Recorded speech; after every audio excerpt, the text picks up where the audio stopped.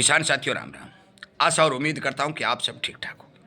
साथियों, बहुत से किसानों के प्रश्न आ रहे हैं कि ताऊ जी यूरिया नहीं मिल रही है, तो हम नाइट्रोजन की पूर्ति करने के लिए खेत में ऐसा क्या डालें कि हमारी नाइट्रोजन की पूर्ति हो जाए। मैं आपकी जानकारी के लिए बता दूं साथियों, आज मौके के ऊपर जो हम पैदावार ले रहे हैं उस पैदावार के लिए नाइट्रोजन बेहद ज़रूरी है। मैं बार बार ये कहता हूं कि नाइट्रोजन की कमी आएगी तो पौधे की ग्रोथ रुक जाएगी, पौधा बढ़वार नहीं ले सकेगा, फुटाव नहीं कर सकेगा और प्रोडक्शन घटेगा। इसलिए नाइट्रोजन की पूर्ति करना आवश्यक है। जिन किसान भाइयों के पास नाइट्रोजन है उनको मैं नाइट्रोजन के संपूर्ण रिजल्ट लेने के लिए मैंने एक वीडियो बना दिया है कि आप पाउडर फॉर्म 80% वाली सल्फर ले लीजिए, उस पर कोटेड करिए, चाहे वो आधा किलो डालो, 200 ग्राम डालो, 500 ग्राम डालो, 2 किलो डालो। यूरिया के ऊपर थोड़ा पानी का छिंटा लगा करके वो पाउडर फॉर्म वाली सल्फर का पैकेट उसके ऊपर ला लिए, वो उसके ऊपर चिपक जाएगी। अपने खेत में छिड़काव कर दीजिए, उसके बाद में पानी लगा दीजिए, क्योंकि धूप के संपर्क में आने से नाइट्रोजन उड़ता है। वो जब सल्फर का लेप उस पर हो जाएगा तो वो उड़ने से बच जाएगा, संपूर्ण आपके खेत में नाइट्रोजन पूरा मिलेगा। एक बात। दूसरी बात, सल्फर यदि 80% वाली डालेंगे तो उसका कोटेड होने के कारण सल्फर की भी मात्रा पूरी होगी और आपके खेत में जो भी फंगस आदि की समस्या है वो भी कंट्रोल होगी। इन दोनों ही चीज़ों के मिश्रण का बहुत बढ़िया रिजल्ट किसानों को आ रहा है। परंतु जिस किसान के पास नाइट्रोजन नहीं है वो इसका क्या करे, वो नाइट्रोजन की पूर्ति कैसे करे, मैं जानकारी यही दे रहा हूँ। तभी तो कह रहा हूँ आप इस चैनल के साथ जुड़िए, आपका खर्च भी बचेगा और आपको संपूर्ण रूप से जो मैं बताने जा रहा हूँ उनके रिजल्ट भी मिलेंगे। अपने किसानों भाइयों तक शेयर भी करें ताकि उनका भी समस्या का हल किया जा सके। साथियों, आपको पता है, मैं बार बार बता भी चुका हूँ कि जो आप खेत के अंदर नाइट्रोजन डाल रहे हैं, पौधा कभी भी सीधी नाइट्रोजन नहीं लेता।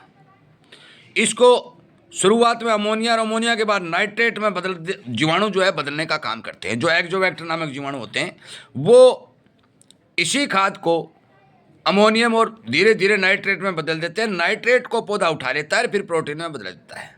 इसीलिए मैं कहता हूं कि आप अपनी ज़मीन में बैक्टीरिया को बढ़ाने का काम करें, जो गुड़, गोबर, छाछ और गुड़ से मिश्रण से बनता है।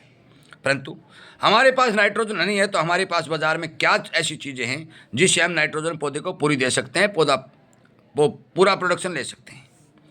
आपको पता भी है कि एक आता है मैग्नीशियम नाइट्रेट, एक आता है कैल्शियम नाइट्रेट, एक आता है नाइट्रेट सल्फेट। इन तीनों में नाइट्रेट लिखा होता है साथियों, ध्यान करने वाली बात है। कैल्शियम नाइट्रेट, मैग्नीशियम नाइट्रेट और नाइट्रेट सल्फेट। अब कैल्शियम नाइट्रेट क्या है? वो है नाइट्रोजन और कैल्शियम का मिश्रण।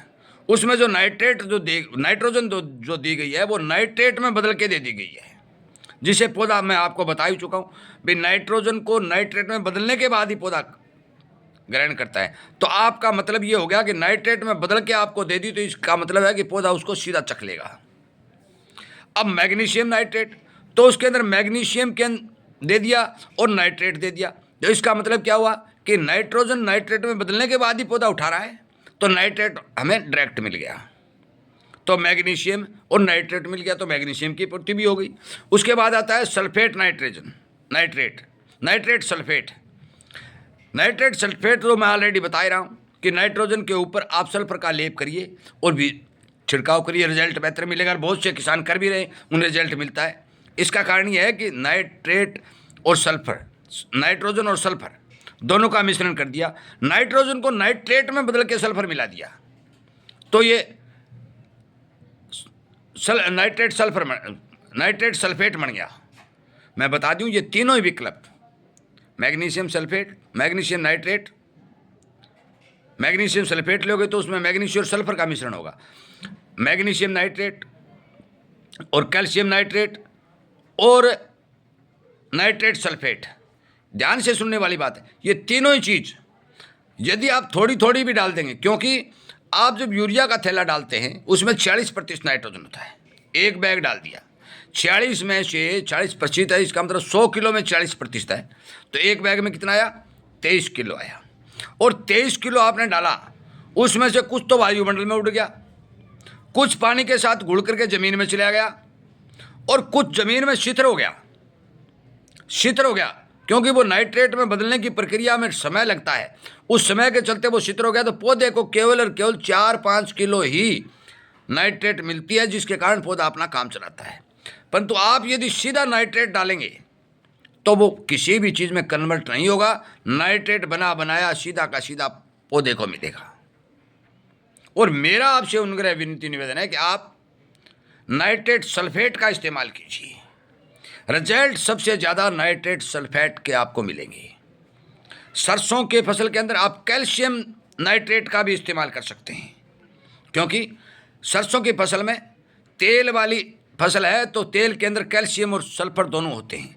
सल्फर आप ऑलरेडी डाल रहे हो, परंतु कैल्शियम की कमी खेतों में देखी गई है, तो आप कैल्शियम नाइट्रेट का इस्तेमाल कर लीजिए। गेहूं के खेत के अंदर आप नाइट्रेट सल्फेट का इस्तेमाल कीजिए। इनके रिजल्ट आपको बेहतर मिलेंगे। अब आप पूछेंगे कि डोज कितनी डालें? साथियों 10 किलो, कम से कम 10 किलो तो आपको डालना ही होगा। फिर उसके बाद में एक और आता है कि उसके ऊपर लिखा होता है कि कितना प्रतिशत है। उस प्रतिशत के हिसाब से आप उसका यूज करें। यदि आपको 80-20 दिखाई देता है, भी सल्फेट इसमें 20% है और नाइट्रेट 80% है, तो फिर आप मान के चलो कि आपका 10 किलो में काम चल जाएगा। वो प्रतिशत देख लीजिए भी इसमें समान कितना है। समान के हिसाब से यदि आप काम करेंगे, प्रतिशत देख के काम करेंगे, तो मान के चलो आपके खेत के अंदर नाइट्रोजन की संपूर्ण पूर्ति हो जाए। क्योंकि जो मैं लगातार बात बता रहा हूँ कि पौधे सीधा नाइट्रोजन नहीं लेते, वो अमोनियम में बदलते हैं, फिर नाइट्रेट में बदलते हैं। वो जीवाणु जो होते हैं वो ये काम करते हैं ज़मीन में। और इसीलिए कहता हूँ बिना जीवों के कोई खेती नहीं है। आपके खेत में बैक्टीरियों की कमी है तो इस खाद को बदलेगा कौन? जब आप डीएपी दे रहे हैं, सल्फर दे रहे हैं, फास्फोरस दे रहे हैं, पोटास दे रहे हैं, तो इस खाद को बदलेगा कौन? इस खाद को बदलने का काम करेंगे बैक्टीरिया। और बैक्टीरिया की कमी होगी तो खाद का रिजल्ट कम आएगा। और इसीलिए मैंने एक पीएच के ऊपर भी वीडियो बनाया था। भाई ज़मीन का पीएच यदि बिगड़ जाएगा उसका मतलब यह है कि बैक्टीरिया कम हो चुके हैं, और कम हो चुके हैं तो पीएच बिगड़ चुका है। पीएच बिगड़ चुका है तो फिर खाद जितनी भी डाल रहे हो उसके रिजल्ट समान सही नहीं आएंगे। इसलिए मैं आपको समझाने के तौर पर बता दूं कि आप ज़्यादा से ज़्यादा यदि इस्तेमाल करना चाहते हैं तो नाइट्रेट सल्फेट का इस्तेमाल करिए, ताकि सल्फर और नाइट्रोजन दोनों ही पौधों को संपूर्ण मात्रा में मिले और आपकी फसल को संपूर्ण खुराक मिल सके। साथियों, एक एक बारीकी की जानकारी इस चैनल पर किसान के लिए दी जा रही है। मैं उम्मीद करता हूं कि आपको समझ आ रही होगी, आपका फ़ायदा भी हो रहा होगा, पैसे भी बच रहे होंगे। और ये भी बता दूं कि नकली अड़ंगा सड़ंगा जो आपको बाज़ार से कंपनियां दे रही उससे भी बचने का आपको उपाय और सीधा तरीका मिल रहा होगा। इसीलिए कहता हूँ कि अनेक किसानों को ये वीडियो शेयर करिए, ताकि उन्हें इस बारे पता चले कि मौके के ऊपर हमें क्या करना चाहिए और कौन सी चीज़ की पूर्ति करने के लिए किस चीज़ का इस्तेमाल करना चाहिए।